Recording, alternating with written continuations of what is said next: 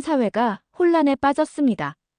그 이유는 바로 일본 10대들이 한국 문화에 완전히 사로잡혔기 때문입니다. 이건 단순한 유행이 아닙니다. 이번 한류 열풍은 일본 사회의 기반을 흔들 정도로 강력한 파급력을 보이며 기성세대들의 위기감을 극도로 높이고 있습니다. 부모들은 자녀들이 일본 문화를 외면한 채 한국어를 배우고 케이팝을 흥얼거리며 한국식 생활 방식을 동경하는 모습을 보고 불안해하고 있습니다. 일부 보수층에서는 한류가 일본의 정체성까지 잠식할 수 있다며 강한 반발을 일으키고 있습니다. 도대체 일본 10대들 사이에서는 지금 어떤 일이 벌어지고 있는 걸까요? 딱 1초만 시간 내주셔서 좋아요와 구독 부탁드립니다. 안녕하세요. 저는 일본 도쿄의 명문학교 오우인 여자고등학교에 재학 중인 타카하시 사에입니다. 저는 최근 3년간의 보스턴 생활을 마치고 드디어 일본으로 돌아왔습니다. 일본 공항에 도착했을 때의 그 설렘이란 지금도 생생히 기억납니다. 아침 일찍 도착한 나리타 공항은 깔끔하게 정돈되어 있었고 직원들의 정중한 인사가 저를 반겼죠. 가방을 끌며 역시 일본이야라고 중얼거렸어요. 미국에서의 생활이 나쁘지는 않았지만 항상 고향이 그리웠습니다. 특히 일본의 그 깔끔한 거리와 예의 바른 문화, 그리고 세계 최고의 치안까지. 이런 것들이 얼마나 소중한지는 해외에 나가봐야 깨닫게 되는 법이죠. 집으로 돌아가는 길, 창밖으로 보이는 도쿄의 풍경에 눈을 떼지 못했습니다. 미국과는 다른 정갈함과 질서가 느껴졌어요. 사람들은 조용히 자신의 일에 몰두하고 있었고 길거리에는 쓰레기 하나 보이지 않았습니다. 이런 모습이 얼마나 그리웠는지 모릅니다. 어머니가 내일 유카를 만나기로 했다는 말에 제 심장은 더 빨리 뛰기 시작했어요. 후지모토 유카는 제 절친한 친구였습니다. 초등학교 때부터 함께했던 소중한 친구죠. 미국에 있는 동안 영상통화로 종종 연락은 했지만 실제로 만나는 건 3년 만이었습니다. 집에 도착해서도 설렘에 잠을 이루지 못했어요. 벽에 걸린 옛날 사진들을 바라보며 추억에 잠겼습니다. 유카와 함께 찍은 사진, 마지막 여름 축제에서 유카와 함께 입었던 유카타, 그리고 마지막으로 나눈 약속들이 한 장면씩 떠올랐죠. 창밖으로 비치는 가로등 불빛이 내 방안을 은은하게 밝혔습니다. 미국에서 지냈던 방과는 너무도 달랐어요. 작지만 아늑한 이 공간이 너무나 그리웠죠. 책상 위에는 출국 전날 유카가 준 작은 종이약이 아직도 그대로 놓여 있었습니다. 돌아올 때까지 잘 보관할게라고 약속했던 그 종이약은 약간 색이 바랬지만 여전히 아름다웠어요. 약속대로 저는 유카와 같은 고등학교에 입학했습니다. 미국에서 공부하면서도 일본 교육과정을 함께 공부했던 이유도 이 약속을 지키기 위해서였죠. 그동안 유카는 어떻게 변했을까요? 제가 보스턴에서 경험한 이야기를 들려주면 어떤 반응을 보일까요? 이런 생각들로 밤이 깊어갔습니다. 제가 돌아온 일본은, 그리고 유카는 제가 기억하던 모습과는 조금 달라져 있다는 것을요. 다음 날 설렘과 긴장으로 유카의 집을 방문했습니다. 3년 만에 만나는 가장 소중한 친구의 집 앞에 서니 가슴이 두근거렸어요. 초인종을 누르자 반가운 목소리가 들렸습니다. 문이 열리고 유카가 모습을 드러냈죠. 처음에는 서로를 바라보며 어색한 침묵이 흘렀지만 곧 반가움에 껴안았습니다. 사에, 정말 보고 싶었어. 유카의 목소리는 여전했지만 외모는 많이 달라져 있었어요. 예전의 단정한 머리카락 대신 밝은 갈색으로 염색한 웨이브 헤어에 화려한 액세서리를 하고 있었습니다. 방으로 들어서자마자 저는 충격에 말을 잇지 못했어요. 벽면 전체가 한국 아이돌 포스터로 뒤덮여 있었기 때문입니다. 어때? 내 보물들이야. 이건 최신 앨범이고 저건 한정판 포토카드야. 유카의 방에는 한국어 교재와 한글로 된 메모가 가득했습니다. 책상 위에는 한국 화장품들이 가지런히 놓여 있었고 침대 옆에는 한국 드라마 DVD가 쌓여 있었죠. 완전히 다른 세계에 온 느낌이었어요. 유카는 쉴 새 없이 한국 아이돌과 드라마 이야기를 했습니다.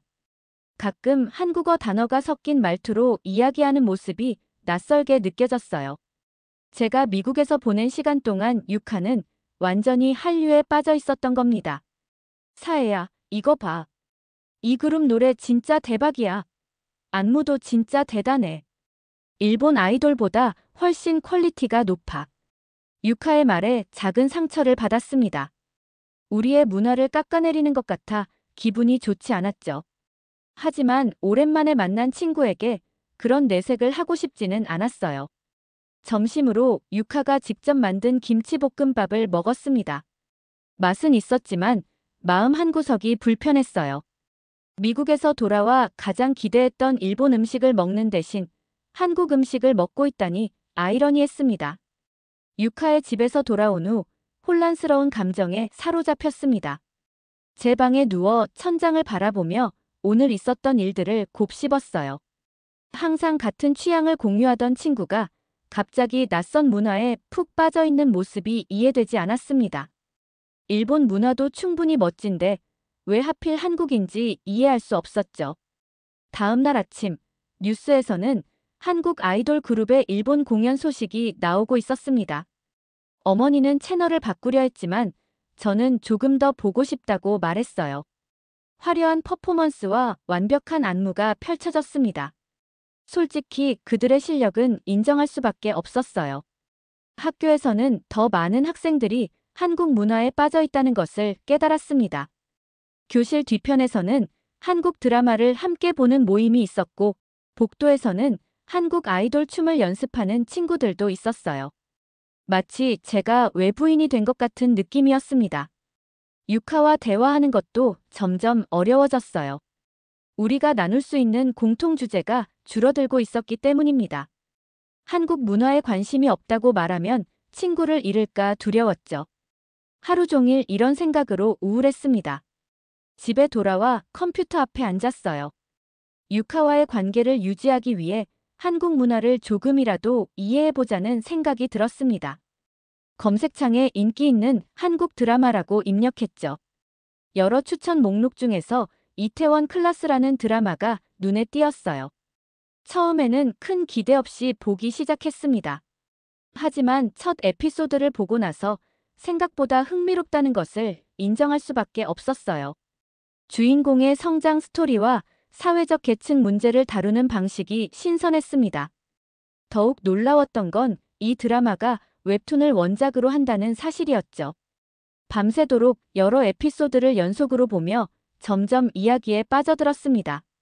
한국 드라마가 단순한 로맨스물이 아니라 현실적이고 사회적인 메시지를 담고 있다는 점이 인상적이었어요. 일본 드라마와는 또 다른 매력이 있었습니다. 다음 날 유카에게 이태원 클라스를 봤다고 말했어요. 유카의 눈이 반짝였고 오랜만에 진심으로 즐거운 대화를 나눌 수 있었습니다. 유카는 더 많은 추천 목록을 알려주었고 왜 한국 문화에 빠지게 되었는지 설명해 주었죠. 이런 사회적 메시지와 인간적인 스토리가 진짜 매력적이야. 유카의 말이 조금씩 이해되기 시작했습니다. 한국 문화에 대한 제 반감은 아직 완전히 사라지지 않았지만 적어도 왜 많은 사람들이 빠져드는지 조금은 알 것 같았어요. 단순히 트렌드를 따라가는 것이 아니라 그 안에 진정성 있는 콘텐츠가 있다는 것을 인정하게 되었습니다. 그날 밤 유카가 추천한 또 다른 드라마 미스터 선샤인을 시작했어요. 이 드라마가 제 생각을 더 크게 바꿔놓을 줄은 그때는 몰랐습니다. 한국 문화를 이해하는 여정은 이제 막 시작이었죠. 오후에는 학교로 향했어요. 예비 입학생으로 학교를 둘러보기로 했기 때문입니다. 교복을 입고 등교하는 학생들을 보며 일본에 돌아왔다는 실감이 났지만 친구들의 대화를 듣고 또 한 번 충격을 받았습니다. 오빠가 너무 멋있어. 대박, 진짜 찐이야. 내일 팬미팅 같이 갈래? 한국어와 일본어가 뒤섞인 대화가 곳곳에서 들려왔어요. 제가 상상했던 일본의 학교 분위기와는 달랐습니다. 저는 유카와 조용히 교정을 걸으며 미국 생활 이야기를 했지만 유카는 내 이야기보다 한국 아이돌 콘서트 이야기에 더 흥미를 보였어요. 집으로 돌아가는 길, 가슴속에 묘한 상실감이 밀려왔습니다. 소중한 친구와 3년 만에 재회했지만 우리 사이에는 보이지 않는 벽이 생긴 것 같았어요. 미국에서 지내는 동안 유카가 변하리라는 건 예상했지만 이렇게 완전히 다른 사람이 될 줄은 몰랐습니다. 절친했던 친구와 점점 거리감이 느껴지는 것이 너무 슬펐죠. 미스터 선샤인의 첫 장면이 시작되자마자 저는 화면에 완전히 빠져들었습니다. 1871년 신미양요부터 시작하는 역사적 배경, 화려한 영상미, 그리고 깊이 있는 캐릭터들이 저를 사로잡았어요. 주인공 유진초이가 미국으로 건너가 장교가 되어 다시 조선으로 돌아오는 스토리는 저의 경험과도 묘하게 닮아 있었죠. 밤이 깊어가는 줄도 모르고 에피소드를 넘겨가며 시청했습니다. 드라마가 1900년대 초 일제의 조선 침략 시기를 배경으로 한다는 것을 알게 되었을 때 처음으로 불편함이 밀려왔어요. 일본이 한국에 저지른 과거사가 적나라하게 그려지는 장면들은 보기 힘들었습니다. 특히 일본군이 조선인들을 탄압하는 장면에서는 화면을 잠시 멈추기도 했어요. 학교에서 배운 역사와 드라마에서 묘사하는 역사 사이의 간극이 너무 컸기 때문입니다. 우리 교과서에서는 이런 이야기를 자세히 다루지 않았죠. 그럼에도 드라마를 계속 보게 만드는 힘이 있었습니다. 단순히 일본을 악당으로 그리는 것이 아니라 당시 조선 사회의 내부 문제와 신분제도, 개화와 수구 사이의 갈등도 함께 다루고 있었어요. 이런 다층적인 스토리텔링이 진정성 있게 다가왔습니다. 주인공 애기씨가 나라를 위해 싸우는 모습, 구 한 마리의 의병들이 독립을 위해 목숨을 바치는 장면들은 가슴 아프면서도 감동적이었죠. 일본 드라마에서는 좀처럼 볼 수 없었던 무게감과 애국심이 느껴졌습니다. 새벽이 되어서야 마지막 에피소드를 마쳤어요. 눈물을 흘리며 엔딩 크레딧을 바라보았습니다. 복잡한 감정이 가슴에 맺혔죠. 한편으로는 역사적 진실에 대한 충격과 부끄러움, 다른 한편으로는 이렇게 훌륭한 작품을 만든 한국 문화에 대한 존경심이 공존했습니다. 다음 날 학교에서 유카를 만났어요. 밤새 드라마를 본 흔적이 얼굴에 그대로 드러났는지 유카는 제 표정을 보고 웃었습니다. 미스터 선샤인 다 봤구나. 나도 처음 봤을 때 일주일 내내 울었어. 역사에 대한 불편한 감정을 솔직하게 유카에게 털어놓았어요. 예상과 달리 유카는 진지하게 들어주었습니다. 유카 역시 처음에는 비슷한 감정을 느꼈다고 했죠. 하지만 역사를 직시하는 것이 중요하다는 말에 깊이 공감했습니다. 그날 저녁 아버지께 드라마에 대해 조심스레 이야기했어요. 아버지는 가끔 서울로 출장을 다녀오시는데 한국의 역사와 문화에 대해 개방적인 시각을 가지고 계셨습니다. 아버지는 과거의 잘못을 인정하고 배우는 것이 미래를 위해 중요하다고 말씀하셨죠. 드라마를 통해 처음으로 다른 나라의 시각에서 역사를 바라보게 되었습니다. 이전에는 생각하지 못했던 방식으로 저의 정체성과 우리나라의 역사를 돌아보게 되었어요. 단순한 드라마 시청을 넘어 깊은 자기 성찰의 시간이었습니다. 저녁 식사 시간, 용기를 내어 한국 문화에 대한 관심을 부모님께 이야기했습니다. 드라마를 통해 배운 것들, 역사적 관점의 차이, 그리고 한국 문화의 매력에 대해 조심스럽게 풀어놓았어요. 아버지는 조용히 듣고 계셨지만 어머니의 표정이 순간적으로 굳어지는 것을 놓치지 않았습니다. 한국 문화라니, 갑자기 그건 왜? 우리나라 문화가 훨씬 우수하고 깊이가 있잖니. 어머니의 목소리에는 명백한 불쾌함이 담겨 있었어요. 식탁 위로 무거운 침묵이 내려앉았습니다. 어머니는 젓가락을 내려놓으며 한국에 대한 부정적인 생각들을 쏟아내기 시작했죠. 한국 문화는 표면적이고 상업적이라는 말부터 일본의 정체성을 부정하는 행동이라는 비난까지 이어졌습니다. 가슴이 아팠어요. 단순히 다른 문화에 관심을 가진 것뿐인데 마치 배신자가 된 것 같은 기분이었습니다. 아버지가 마침내 입을 여셨습니다. 사회가 다른 문화에 관심을 갖는 건 자연스러운 일이야. 나도 서울에 출장 갔을 때 놀랐어. 생각보다 발전된 도시였고 음식도 맛있었지. 아버지의 말에 어머니는 더욱 언성을 높이셨어요. 일본과 한국의 복잡한 역사적 관계, 영토 분쟁, 그리고 최근의 무역 갈등까지 거론하며 한국 문화에 빠지는 것은 애국심이 부족한 행동이라고 하셨습니다. 식사는 거의 먹지 못한 채 자리를 떠났어요. 방문을 닫고 침대에 누워 천장을 바라보았습니다. 어머니의 반응이 예상 밖이었지만 한편으로는 이해가 되기도 했어요. 어머니 세대는 다른 교육을 받고 자랐고 한국과의 관계도 지금과는 달랐을 테니까요. 얼마 후 문을 두드리는 소리가 들렸습니다. 아버지였어요. 조심스럽게 들어오셔서 침대 끝에 앉으셨습니다. 어머니는 내가 이해하기 어려운 시대를 살아왔어. 하지만 세상은 변하고 있고 젊은 세대들이 국경을 넘어 서로를 이해하는 것이 중요해. 아버지는 자신의 서울 출장 경험을 더 자세히 들려주셨어요. 최첨단 기술, 정갈한 도시 경관, 그리고 정성 어린 서비스 문화에 감탄했다고 합니다. 특히 한국인들의 열정과 추진력에 깊은 인상을 받았다고 하셨죠. 문화는 서로 배울 점이 있는 법이야. 내가 다른 문화를 존중하는 것과 일본인으로서의 정체성은 충돌하지 않아. 아버지의 말씀에 위로를 받았지만 어머니와의 갈등은 쉽게 해결될 것 같지 않았습니다. 그날 밤 침대에 누워 생각했어요. 어떻게 하면 어머니에게 제 관심이 단순한 유행 따라가기가 아니라 진심에서 우러나온 호기심이라는 것을 이해시킬 수 있을까요? 창문 너머로 보이는 밤하늘의 별을 바라보며 문득 한 가지 생각이 떠올랐습니다. 어쩌면 직접 경험하는 것이 가장 좋은 방법일지도 모른다는 생각이었어요. 만약 기회가 된다면 어머니와 함께 한국을 방문해보는 건 어떨까요? 직접 보고 느끼면 조금은 마음이 열리지 않을까 하는 희망을 품었습니다. 아버지의 도움으로 골든위크 연휴를 이용해 가족 여행을 계획했습니다. 목적지는 바로 서울이었어요. 어머니는 처음에 완강히 반대하셨지만 아버지의 설득으로 마지못해 동의하셨습니다.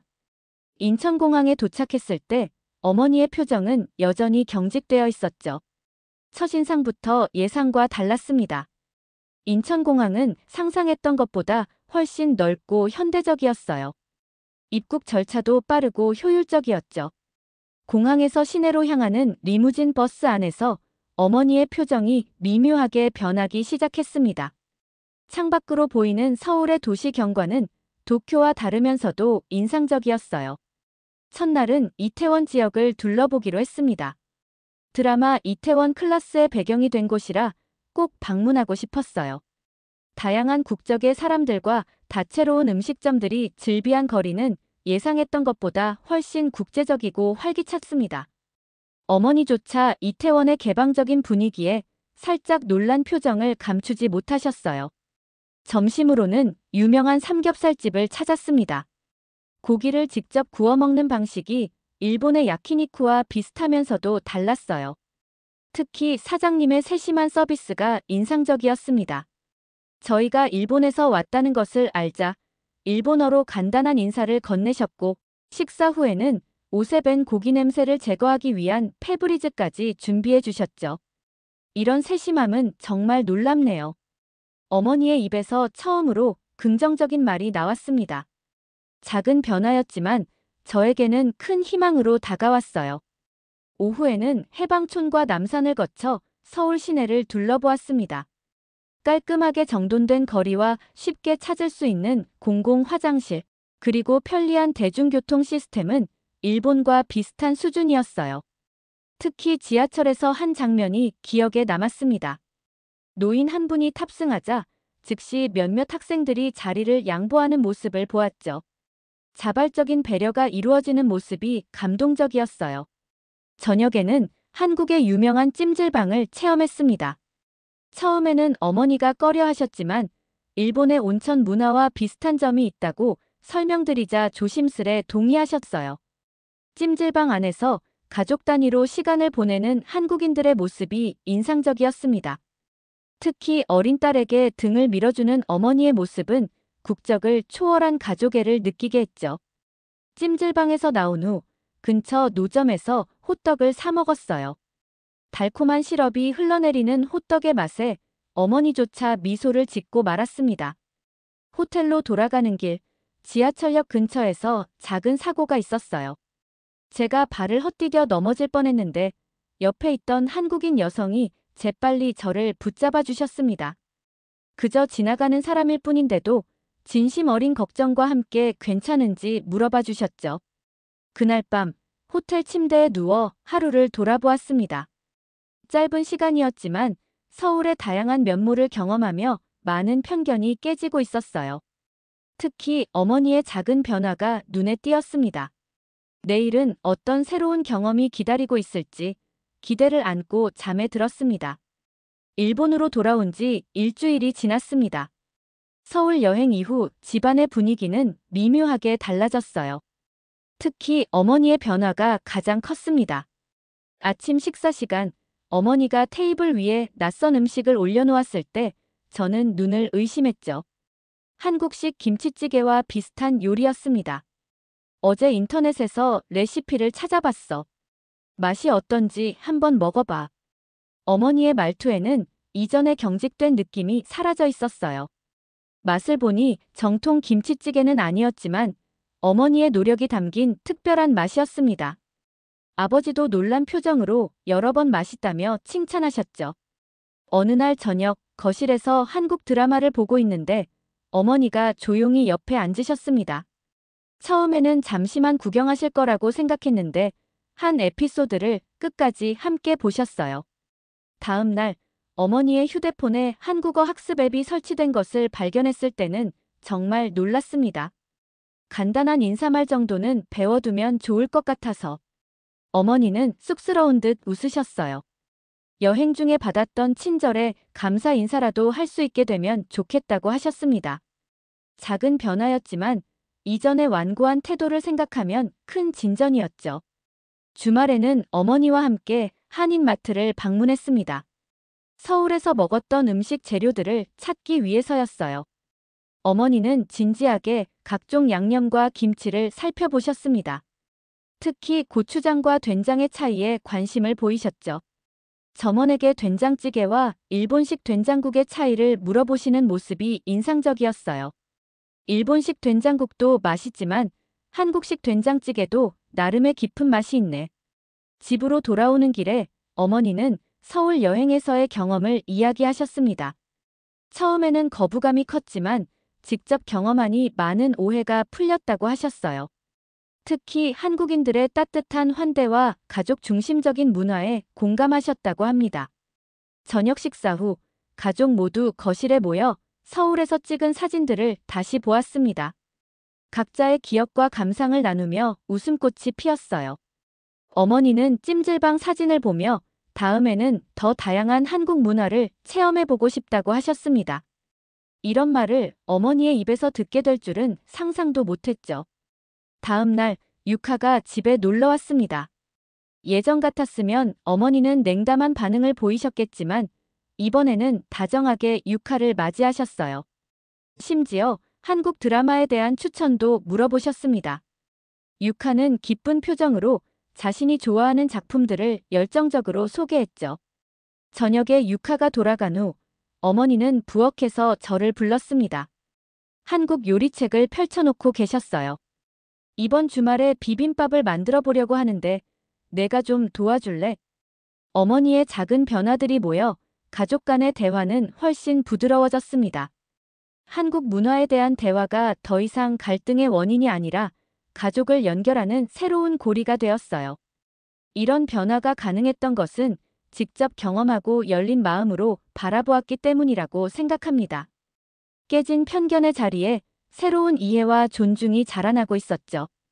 여름방학이 시작되었습니다. 학교에서는 첫 학기를 무사히 마쳤고 유카와의 우정도 더욱 깊어졌어요. 한국 문화에 대한 저의 이해가 넓어지면서 유카와 나눌 수 있는 대화도 많아졌습니다. 이제는 한국 아이돌 그룹의 이름도 몇몇 알게 되었고 좋아하는 한국 드라마도 생겼죠.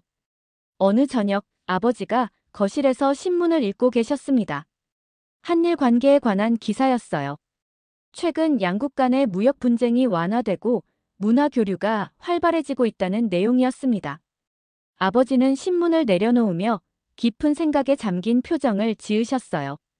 사해야, 너와 유카 같은 젊은 세대들이 두 나라의 관계를 더 좋게 만들 수 있을 거야. 아버지의 말씀에 고개를 끄덕였습니다. 역사적 갈등이 있지만 서로를 이해하고 존중한다면 미래는 달라질 수 있다고 생각했어요. 한국 드라마를 통해 배운 역사적 아픔과 서울 여행에서 경험한 현대 한국의 모습이 저에게 균형 잡힌 시각을 갖게 해주었습니다. 다음 날 유카와 함께 카페에서 시간을 보냈어요. 유카는 최근 일본 애니메이션에 관심을 갖기 시작했다며 추천을 부탁했습니다. 서로의 문화를 교환하는 이 순간이 너무 특별하게 느껴졌어요. 전에는 한쪽으로만 기울어져 있던 우리의 관계가 이제는 서로 주고받는 진정한 교류로 발전하고 있었습니다. 사해, 내가 한국 문화에 관심을 갖게 된 것처럼 나도 일본 문화의 멋진 점들을 더 알고 싶어. 유카의 말에 마음이 따뜻해졌습니다. 문화의 경계를 넘어 서로를 이해하려는 노력, 이것이야말로 진정한 우정의 모습이 아닐까 생각했어요. 방학 동안 한국어 학습에도 도전해보기로 했어요. 유카가 추천한 앱으로 기초적인 인사말과 간단한 문장을 배우기 시작했습니다. 발음이 어려울 때마다 유카에게 도움을 청했고 함께 웃으며 연습했죠. 어머니도 가끔 동참하셔서 세 사람이 함께 한국어 표현을 익히는 시간도 가졌습니다. 미국에서 돌아온 지 몇 개월 만에 저의 세계는 더욱 넓어졌습니다. 한 나라의 문화만을 고집하는 것이 아니라 다양한 문화의 아름다움을 인정하는 법을 배웠어요. 특히 역사적으로 복잡한 관계에 있는 한국과 일본 사이에서 젊은 세대로서 어떤 역할을 할 수 있는지 깊이 생각하게 되었습니다. 아버지의 말씀이 계속 마음에 남았어요. 정치적인 갈등과 역사적 아픔을 완전히 해결할 수는 없지만 최소한 서로를 이해하고 존중하는 마음을 가질 수 있습니다. 그리고 그 작은 변화들이 모여 언젠가는 더 나은 관계로 발전할 수 있으리라 믿습니다. 더 많이 배우고 더 넓은 시각으로 세상을 바라보며 문화의 경계를 넘어서는 다리가 되고 싶다는 마음이었어요. 이것이 바로 제가 미국과 일본, 그리고 한국의 문화를 경험하며 깨달은 가장 소중한 교훈이었습니다. 오늘 이야기 어떠셨나요? 혹시 여러분도 이런 특별한 경험을 해보신 적 있다면 댓글로 공유해주세요. 재미있게 보셨다면 구독과 좋아요로 응원해주세요. 큰 힘이 됩니다. 감사합니다.